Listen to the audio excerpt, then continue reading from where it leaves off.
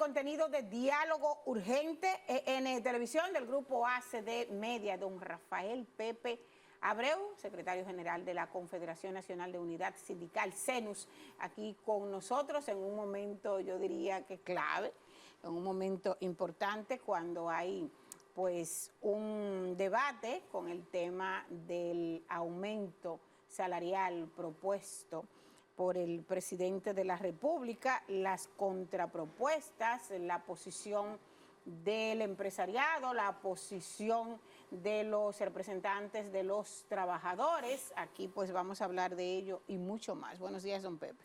Buenos días, Berky, encantado de estar con ustedes aquí, en Mundo Ledesma y Berky Castillo.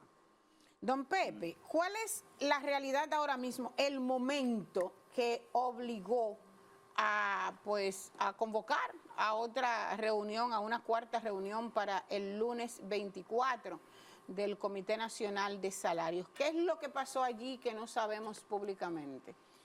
Bueno, hay que decir que los empresarios no querían esa convocatoria porque ellos alegaban internamente que la tarifa no ha vencido, que por tanto había que esperar abril y no adelantar la convocatoria, pero la ley establece que después que una tarifa tiene un año, se puede adelantar una convocatoria, y lo que le faltaban eso eran 3 meses nada más.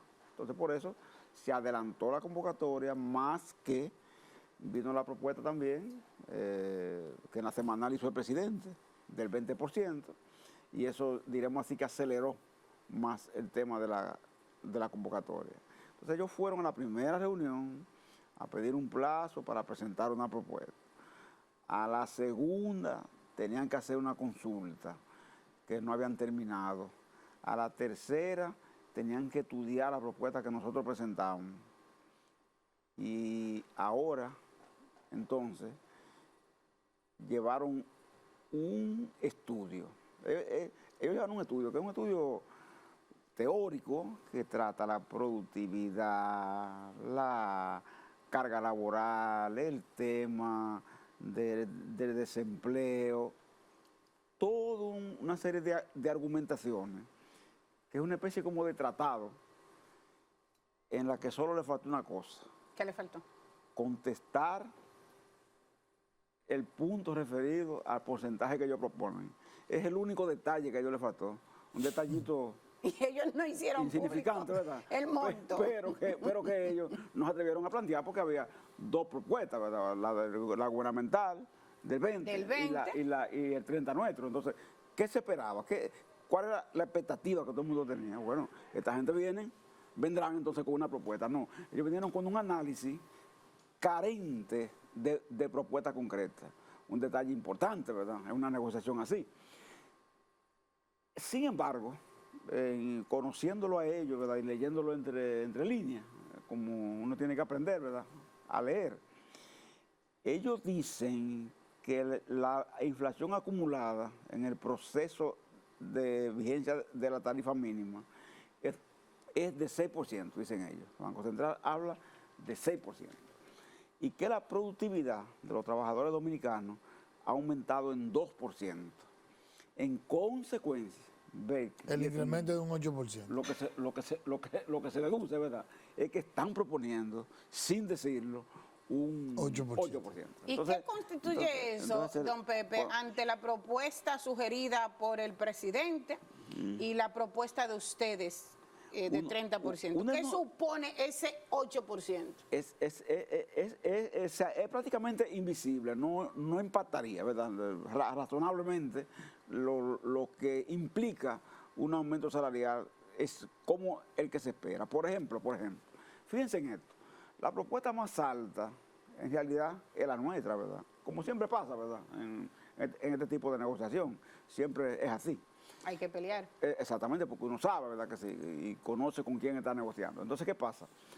Aún siendo la propuesta nuestra más alta, fíjense en esto, nuestra propuesta llega, en el caso del mínimo mayor, que es 24.900 pesos, nuestra propuesta llega a 32.000 pesos, la más alta. Pero la canasta familiar intermedia, la promedio, es de 46.000 pesos. ¿Qué quiere decir? Que la propuesta nuestra, en el caso remoto de que nosotros consiguiésemos el 30%, no iguala esa canasta promedio. Imagínense ustedes en qué nivel quedaríamos si acogiéramos la propuesta empresarial. O sea, quedaríamos prácticamente en un tema que no valdría la pena entonces hacer la discusión ni hacer el reajuste, porque no movería en nada el poder adquisitivo de los trabajadores. Por eso es que pensamos nosotros que ellos insinuaron la propuesta. Le dejaron a ustedes que estudiaran el análisis. Es como preparando el escenario, es como diciéndote, ¿verdad? Esto es. Entonces, el lunes venimos con tal cosa y preparando como la condición para que tú vayas asumiendo que el nivel de su propuesta será una propuesta ¿Y baja. qué elemento novedoso llevarían ustedes para adicional a la propuesta de ustedes para justificar, para fortalecer su propuesta en esa convocatoria del lunes a las 11? Mira, nosotros hemos dicho esto, y esto es muy importante. Yo quiero que los televidentes de Diálogo Urgente estén conscientes en esto. Hay que recordar, y los empresarios lo saben muy bien, que en el Comité Nacional de Salario es distinto a otro escenario de diálogo que tiene el sistema. Aquí en el comité se vota por mayoría. Son tres vocales. Uno de ellos, uno del sector laboral y uno del sector gubernamental. Si el sector gubernamental de verdad está dispuesto a honrar lo que ellos mismos plantearon por anuncio presidencial, ¿verdad?, del 20%, y el movimiento sindical ha planteado 30%, Belki y el mundo, aquí no hay que hablar mucho, sencillamente dos vocales hacen la tarifa, hacemos la tarifa.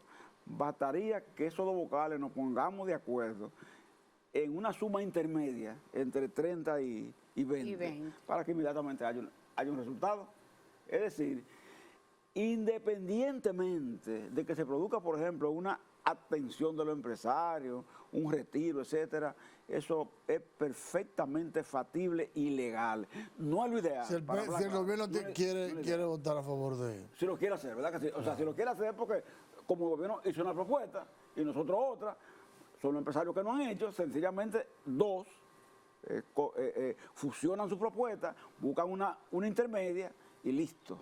Ahí buscamos un acuerdo que perfectamente... En otras palabras, usted está diciendo que la bola la tiene el gobierno, la cancha, la decisión. No, exactamente, la tiene en la mano porque ante una actitud, un comportamiento del empresariado que no deja vía a una solución, ¿verdad? Porque aún su propuesta la hace de una manera, diríamos así, vergonzante porque no es capaz de expresarla. Es decir, tú quieres proponer 8%, pero dilo claro. Fue por vergüenza que no presentaron directamente el 8%. Entonces, ellos le da como vergüenza, ¿verdad? Apuro, como la gente dice, salir con eso, ¿verdad? Porque ellos saben bien que la expectativa que se tiene acerca del tema salarial no es aproximada siquiera a la visión que ellos tienen. ¿Hasta dónde pudieran ustedes transarse, como representantes de los trabajadores, en medio de una situación el lunes? ¿Hasta dónde pudieran ustedes,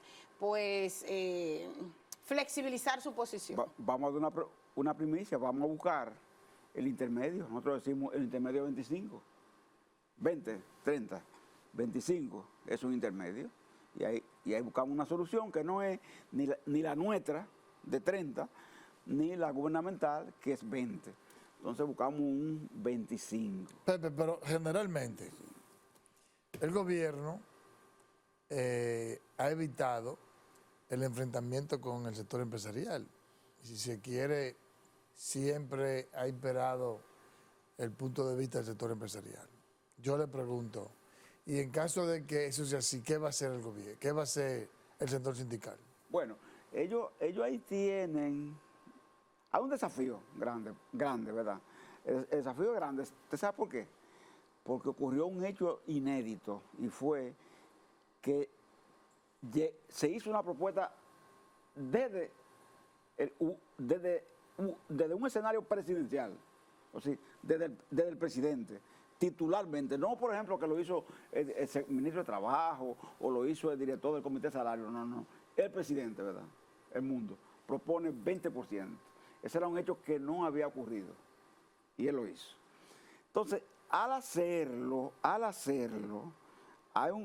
está ya comprometido la parte que representa al gobierno, el director del comité, más los 2 representantes adicionales que tiene el gobierno, a ser consecuente con esa propuesta de 20% propuesto por el presidente. Siendo así el mundo, uno lo que entiende es que cuando el lunes nosotros vayamos con esta propuesta y los empresarios vengan con lo que nosotros creemos que ellos van a venir, que lo más que van a llegar es a un 10%, es lo más que van a llegar. La única alternativa que queda ahí es votar conjuntamente los 2 sectores. Eso ha pasado otras veces, o sea, en otro gobierno, en otras ocasiones, ha pasado eso. Es decir, en un momento dado, el gobierno ha votado con ellos y en otra ocasión ha votado con nosotros.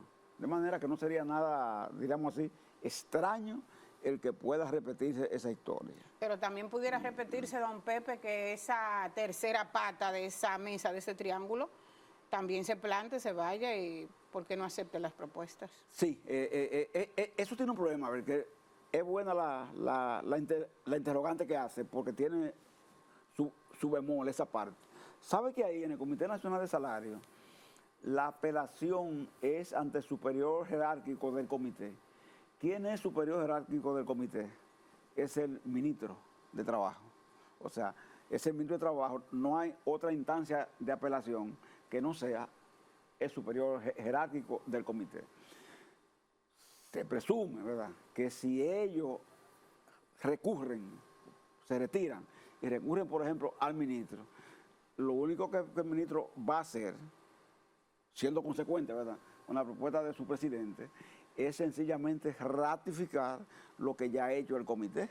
Y como no quedan instancias, señores, la tarifa es válida solo con esa acción. Estamos hablando aquí, claro, para que los empresarios, si no lo saben, que lo saben mejor que yo, sepan, ¿verdad?, que ahí no puede haber sorpresa. Y el gobierno sepa también que basta nada más con ser consecuente con sus propias palabras, ¿entiendes?, para que tengamos una tarifa que no va a ser la ideal, no va a resolver los problemas de los trabajadores, pero por lo menos va a ser un atenuante, ¿tú entiendes? Sí. Ante la situación del costo de la vida, que todos sabemos que está ocurriendo en República Dominicana. Pepe, ¿y usted está de acuerdo con ese informe que ha presentado el sector empresarial de que la inflación acumulada ha sido de un 6%? Es el tema que nosotros siempre decimos, mira, en estos análisis, ustedes que son periodistas de medios actualizados, permanentes, etcétera, uno descifra, por ejemplo, y le dice a alguien, ponme ahí lo que es una canasta familiar, ponla ahí, y te dice alimentos, bebidas no alcohólicas, artículos de higiene personal, artículos de limpieza del hogar, medicina, te está diciendo, transporte, educación.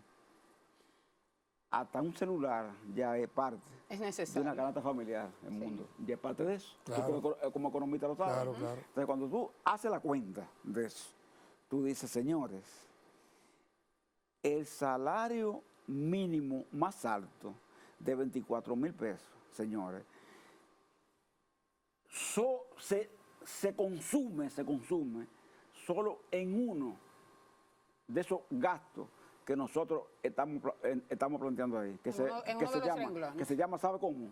El renglón alimentos, señores. Ese renglón, alimentos nada más, prácticamente se traga cualquiera de los mínimos que están ahí, porque démonos cuenta, el más alto son 24,800 pesos, pero y los otros, hay mínimos como de la pyme, que son 14,000 pesos, ¿me entiendes?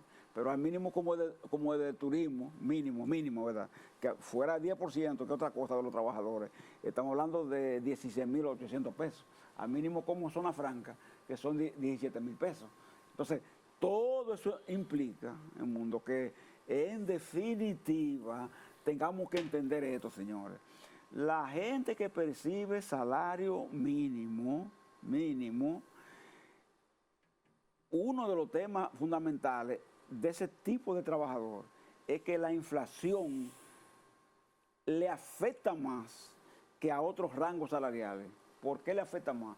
Porque debe consumir sus ingresos en los productos en que los precios más evolucionan. Porque los precios del alimento y la llamada bebida no alcohólica evolucionan más que cualquier otro renglón de la canasta del mundo. Así es. Eso es lo que ha pasado. Eso evoluciona constantemente, ¿verdad? Eso es lo que ha pasado. Entonces tú andas detrás de eso, pero tú nunca puedes prácticamente alcanzarlo. Entonces el 100% de lo que tú percibes se gasta ahí y prácticamente no te sobra para otro gasto. Esto no es como para tú ir a coger unas vacaciones a Jarabacoa, ¿verdad? Ni siquiera para eso, ¿verdad? A Jarabacoa, no estamos hablando de otra cosa. Entonces, siendo así, hay que entender la situación en que se encuentra ese tipo de gente y hay que tomar en cuenta esto también, el mundo ibérico. Recuérdense que ustedes, por su característica, bregan con mucha gente de lo que nosotros llamamos aquí la especie de clase media asalariada. Clase media asalariada. Esa clase media asalariada, que es trabajador, que es profesional por formación universitaria, pero que también es un técnico calificado. Esas personas quedan fuera de esos mínimos, quedan fuera de esos mínimos. Eso depende siempre de que en sus empresas se tome en consideración que el mínimo aumentó y voluntariamente el empresario, el empleador de esa empresa X, acepte, por ejemplo, entender que se produjo un aumento al mínimo y que debe, por tanto, hacer un despegue, como llamamos, ¿verdad?, a los salarios subsiguientes. Pero eso se hace en algunas empresas, no en todas las empresas ese despegue se hace. Hay mucha gente que por ser de la clase media asalariada, y esto lo digo aquí, porque también va al gobierno, y como ustedes están en estos programas, es bueno repetirlo aquí y en los diversos medios que ustedes están. Esa clase media asalariada está prácticamente presionada por dos elementos fundamentales. Una, no se le incluyen los aumentos salariales que se hacen vía el Comité Nacional de Salarios, pero también está afectada por la indexación salarial. Como la indexación salarial no se practica, porque desde el año 2017 se ha dejado sin efecto la aplicación del Código Tributario, ese salario que hoy debía estar libre de impuestos hasta los 48,000 pesos, señores, se quedó fijado en 34,000 pesos. Es decir, toda persona que devenga más de 34,000 pesos en el país tiene que sujetarse al tema ese de el índice de precio al consumidor que obliga entonces a que su salario esté permanentemente grabado. ¿Usted sabe cuánta gente hay afectada por eso? En el renglón salarial de 2 millones y pico, entre público y privado, hay más de 600,000 personas que están afectadas por eso. Que solo con quitarle, con aplicar el Código Tributario, con aplicarlo nada más, esas personas recibirían indirectamente, tanto en el sector público como en el privado, un aumento salarial. Pero eso no se ha hecho. Eso no está en proyecto, hacerlo. Y eso depende mucho ahí de una acción gubernamental, esa parte. Vamos a desear la mayor parte de la suerte, don Pepe, sí, para ustedes los representantes de los trabajadores en esa nueva convocatoria, sería la cuarta. El lunes vamos a ver con qué llega el barco de los empresarios a esa convocatoria. Vamos a ver si ya se graduaron de los estudios que están haciendo los empresarios, porque tienen mucho tiempo estudiando. Gracias a don Rafael Pepe Abreu por haber estado con nosotros, secretario general de la CENUS, Confederación Nacional de Unidad Sindical. A ustedes también las gracias. Hasta mañana, Dios mediante. Feliz resto del día.